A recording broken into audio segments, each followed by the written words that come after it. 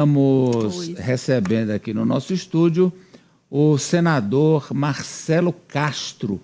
Olá, senador, muito obrigado por ter aceito o nosso convite para essa entrevista. Boa tarde. Boa tarde, Amadeu, Ari, Poliana, França, os telespectadores. Estou à disposição. Senador, eu quero começar aí com as emendas PIX. Diz que tem também as emendas pizza. E aí o senhor desenvolveu a tese de que elas são perfeitamente rastreáveis e elas são perfeitamente transparentes, senador. Não é o que pensam a PGR e o Supremo. Deixa eu explicar aqui. Eu acho que quando se pega uma coisa assim, uma análise superficial, aquilo uma pessoa publica e os outros vão na onda. Como é que foi feita essa ideia dessa emenda que é chamada de transferência especial? É porque os parlamentares federais e os prefeitos são submetidos a uma burocracia desgastante. Lhe digo aqui, Amadeu, se um parlamentar colocar um recurso para fazer a obra mais simples que existe no Brasil, qual a obra mais simples que pode existir? Calçamento. Não tem tecnologia nenhuma. Se ele colocar um recurso esse ano, ele só vai inaugurar esse calçamento, se tudo correr bem, no final do ano que vem. Porque é tanta burocracia, que aí quando foi em 2019, 2020, eu não me recordo bem, acho que foi 2019, os deputados acharam por bem de criar essa emenda que recebeu o nome de transferência especial, que no início era chamado de emenda de doação. É como se o governo federal doasse um recurso para o município ou para os estados, porque as emendas, essas transferências especiais... Com o apadrinhamento dos parlamentares. Surgiu dos parlamentares a ideia e foi feito uma PEC, uma proposta de emenda constitucional, e foi aprovada e promulgada. Bom, qual é que submete, onde é que se submete a transferência especial? Ao mesmo crivo do FPE e do FPM. Quer dizer, se um parlamentar colocar um recurso para o governo do estado do Piauí, ele vai agir com esse recurso.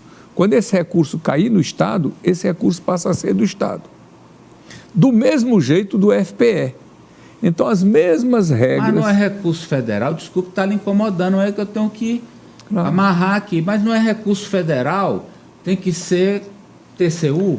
Por isso mesmo é que se chamava inicialmente de emenda de doação. Ela foi feita, Amadeu, à semelhança do Fundo da Saúde. Os municípios, os estados, todo mês recebem recursos para o custeio da saúde. Aí os parlamentares têm o direito também de colocar recursos para o custeio da saúde. Então, a regra é a mesma. O município já está recebendo recursos para a saúde, o parlamentar coloca mais recursos para a saúde. Qual é a regra? A mesma regra do Fundo da Saúde. O município recebe todo mês o fundo de participação do município. O parlamentar pega e coloca uma transferência especial ali. É como se o parlamentar colocasse mais fundo de participação no município. Então, o recurso cai no município, de quem é esse dinheiro? É do município. E quais as regras para executar esse recurso? As mesmas regras do fundo de participação. Se for para o município, se for para o estado, as mesmas regras do estado. E por que não diz quem é o parlamentar que está mandando? Diz, isso é uma emenda individual. Toda emenda de transferência especial está marcado lá. O deputado Júlio Arcoverde, o deputado Flávio Nogueira, o deputado Castro Neto, o senador Marcelo Castro, o senador Ciro Nogueira, todas as emendas de transferência especial, como, de resto, todas as outras emendas individuais têm a marca do parlamentar que colocou. Aí dizem, para aplicar o recurso. Não, para aplicar o recurso, segue as mesmas regras do FPM. Tem que ter um projeto, tem que ter licitação e a única... Então o parlamentar manda sem saber para que é que vai ser usado. Não, manda sabendo para que vai ser usado. Ele combina com o prefeito diz, olha, eu quero fazer um estádio de futebol. Aliás, estou contando aqui um fato real. O prefeito de Pajeú me pediu para colocar um recurso de transferência especial para ele fazer o estádio de futebol do município dele. Eu peguei e botei o recurso de transferência especial. Caiu na prefeitura. O que é que o prefeito pode fazer? Ele pode fazer o que ele quiser. Ele pode fazer o estádio de futebol, ele pode fazer um ginásio poliesportivo, ele pode fazer calçamento, ele pode fazer posto tubular. Então... Sim, mas ele, na hora dele fazer, ele tem que apresentar o projeto, licitar e fazer. Ora, mas se ele me pediu dinheiro para fazer o estádio de futebol, por que é que ele vai fazer outra coisa? Ah, senador. Sim. É uma pergunta. Por quê? Não, mas se ele quiser fazer, ele faz. E qual é o problema de fazer? Quando o fundo de participação Ele pode usar para o custeio. Escuta, não pode. Não pode usar para... Só 30% das transferências especiais podem ir para custeio. 30% aí. 30%. 70% Não pode. obrigatoriamente terá que ir para investimento. Já foi uma amarra que nós colocamos. Então, o prefeito, quando ele recebe o fundo de participação do município, ele pode fazer o quê com o fundo de participação? Tudo que ele quiser. Agora, dentro de quê? Dentro das regras da administração pública, obedecendo às regras que tem que ter. Legalidade, impessoalidade, moralidade, publicidade, eficiência. São as regras da administração pública, tem que seguir. Vamos lá, Poliana. Então, criou-se uma celeuma a respeito dessa emenda, como se fosse assim, um fator a mais de corrupção. Não. É uma transferência. A única dúvida que existe, Amadeu, e aqui eu confesso que existe, é um recurso federal. Foi para o município. Quem fiscaliza? Que é o Tribunal de Contas da União ou o Tribunal de Contas do Estado? Se alguém for dar uma batida lá, é a federal ou é a polícia do Estado? Pronto. Essa é a dúvida que existia. Mas aí foi acertado que é o Tribunal de Contas do Estado. Do mesmo jeito do FPE. Agora o Flávio Dino deu uma decisão dizendo, não, é o Tribunal de Contas da União. Pronto, qual a diferença?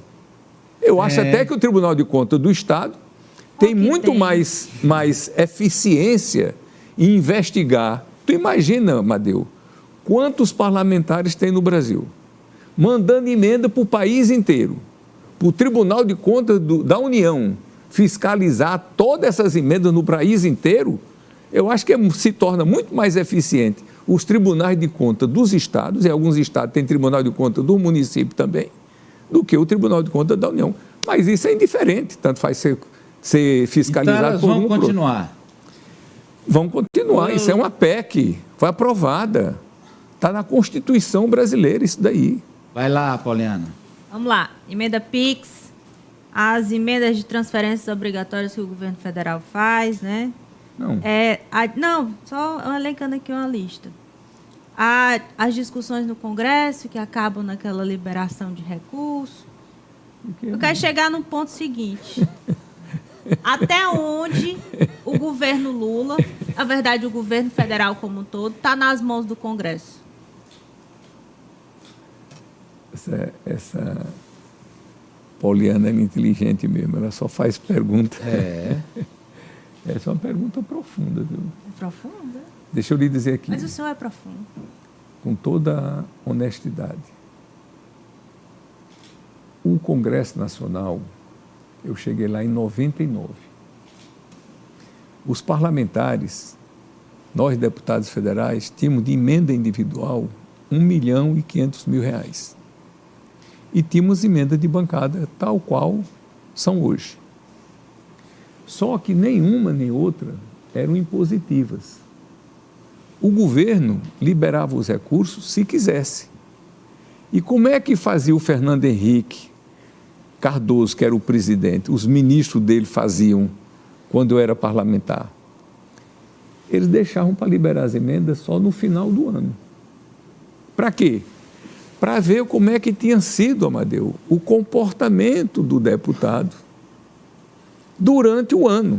Era uma espécie de retribuição. Se o parlamentar Sim. tinha Mas votado até uma- as matérias do governo, É funcionar como bedel. Se foi bem, tem. Se- Se não foi, se votava palmatória. contra, se votou algumas pautas a favor, e dependendo disso, podia liberar 100% das emendas, podia não liberar nenhum 0% das emendas. Hoje, Ficava ao talante, ao critério do executivo. Então havia uma submissão total do legislativo ao executivo. Isso é bom ou isso é ruim para a democracia? Eu entendo que isso é ruim. O Congresso Nacional começou a se apoderar.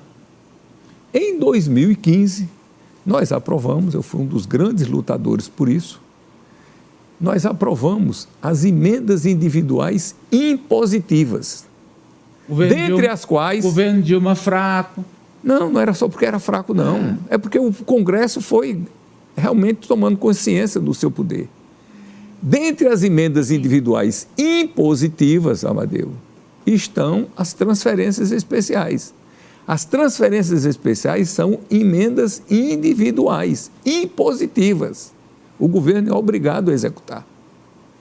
Vem essa luta de lá para cá, teve o impeachment da Dilma, vem o Michel Temer, Abriu mais ainda. que foi um governo com muitas denúncias do procurador, como era o nome dele?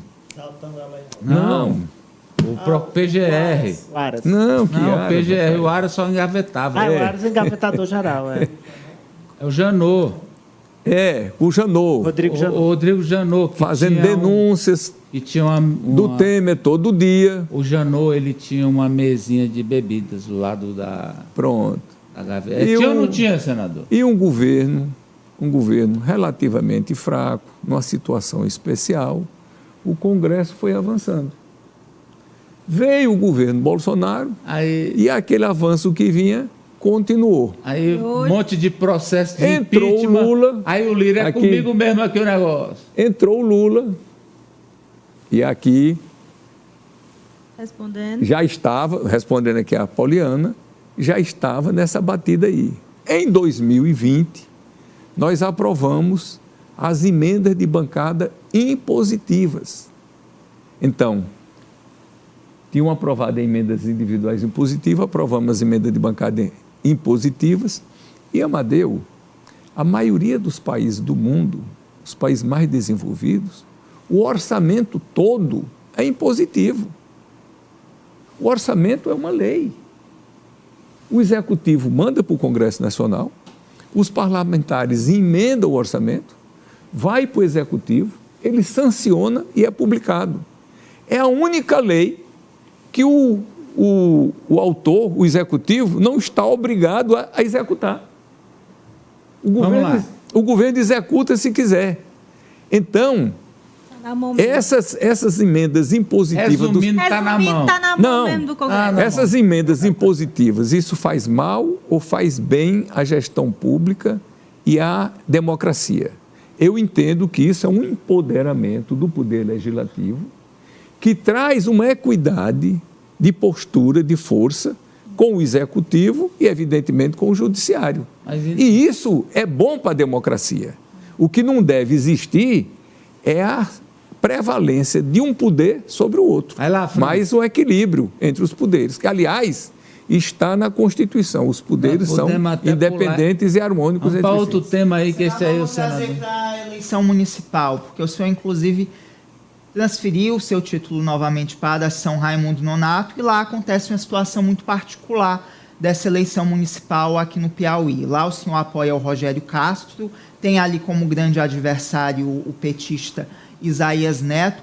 Então, eu queria lhe questionar qual a posição que o senhor espera do governador Rafael Fonteles durante a campanha lá em São Raimundo Nonato e também se o candidato apoiado pelo senhor Rogério Castro ele irá utilizar a imagem do presidente Lula, do governador Rafael Fonteles. Qual o entendimento que o senhor tem sobre essa temática que já tem gerado tanta polêmica no interior do Piauí? Não, eu acho que a postura do governador, Francis, é bem clara e transparente. O que é que o governador tem se comportado? Onde tiver mais de um candidato que votaram nele para governador, ele não toma parte na eleição, nem por um lado, nem pelo outro, que é o caso de São Raimundo Nonato. Então ele disse aqui, o Francis disse, o Rogério Castro, do MDB, contra o Isaías Neto, do PT. Só faltou dizer neo-PT, que eles são mesmo, progressistas, entendeu? Foram agora para o PT, nunca estiveram nesse partido. E todos sabem que nós temos uma aliança com o PT histórica. Então, o Rogério vai utilizar a imagem do governador? Eu creio que sim. Por que não? Como acho que o outro lado também vai utilizar. É o direito. Eles votaram no governador, votaram no Lula, desde sempre que votam no Lula, que votam no Wellington Dias, que votam no Rafael. Então, acho que tanto um lado quanto o outro vai utilizar o... Ari, Olha só, em geral, eu não terceirizo a minha pergunta, mas eu nunca tinha visto, um recorde de pedidos de deputado estadual, federal, vereador e secretário para fazer pergunta para o senador Marcelo Castro. Então, eu escolhi uma aqui... nas paradas de sucesso aí. Não é que é um desabafo. É o seguinte, desabafo. Um candidato a vereador diz o seguinte, que eu achei interessante. Senador Marcelo Castro, os deputados federais, eles têm 8, 9, até 12 nomes que eles apoiam para a Câmara de Teresina. Vamos nos ater à capital. E é verdade, nós já trouxemos aqui essa tabela. Florentino Neto apoia 11, Severo Eulália apoia 9, e por aí vai. Marcos Aurélio apoia 7, deputado federal. E ele disse, os candidatos a vereador têm procurado o senador Marcelo Castro e ele não tem fechado com ninguém, tem sido reticente e enrolado. Eu trouxe aqui que o senhor apoia o Roncalhinho, que é seu sobrinho, né? O senhor apoia ele e o Castro Neto também. Aí eu pergunto, quem afinal o senhor apoia para vereador em Teresina? Não apoio ninguém. Ninguém? Não, diretamente não. Em princípio, eu apoio todos do MDB. Eu sou o presidente do partido dele. E estou lutando para dar o fundo partidário para os candidatos do MDB. Agora, senador, nunca ouvi falar que senador apoiasse candidato a vereador em canto nenhum. Ciro Nogueira apoiou Vitor Linhares na última eleição. Em particular, por uma preferência ou outra, tudo bem, mas não é... O senhor não tem, então? Não, Oi, de vereador, maneira nenhuma. desculpa. E nem acho correto. Não vai conseguir nada. O senador, como governador, é um cargo majoritário. Se você for apoiar os outros vão ficar com raiva de você. Quando chegar a eleição daqui a 2 anos que eu for pedir voto, você apoiou o vereador tal. Então o senhor brigou com o vereador Luiz Lobão, porque ele era seu fiel escudeiro e o senhor sempre o apoiou. Não, nunca apoiei assim diretamente, não. Sempre fui amigo do Luiz Ele é do Lobão. partido. Mas E continua porque próximo. é do partido. Continua e é do partido do MDB. Eu te disse. Do partido. Ô, senador, vamos Mas, lá. moço, pelo amor de Deus. Não, e o vereador aqui ele tá ruim, porque nem do MDB ele é. Aí ficou Quem? mais difícil. Ele aqui nem do MDB ele é. Tá mais difícil. Está mais difícil ainda. Ô, Aí você imagina se um senador se meter a apoiar vereador. Ele vai colocar... O ministro Wellington Dias tem apoiado candidatos a vereador aqui. Ele é senador e ministro. É uma crítica, O hein? Wellington Dias, com a experiência política que ele tem... Divulga foto abraçado, dizendo, você é Não, meu. eu tiro foto com todo mundo, todo dia, toda hora. Se for para tirar retrato, pode ir Todo lá. mundo encostou aqui, tirou a foto, tá na hora. Qual é o problema? Ô, senador, me diga aqui. Rapaz, pelo amor de Deus. Senador, me diga aqui uma coisa. Vamos lá. Não pode, cargo majoritário não pode fazer Senador, essa política. Me ajude, porque gente. Está no se final contraria. do tempo aqui. O senhor desculpa aqui. O Rafael é candidato à reeleição topado 100%, certo? Esperamos que sim. Perfeitamente.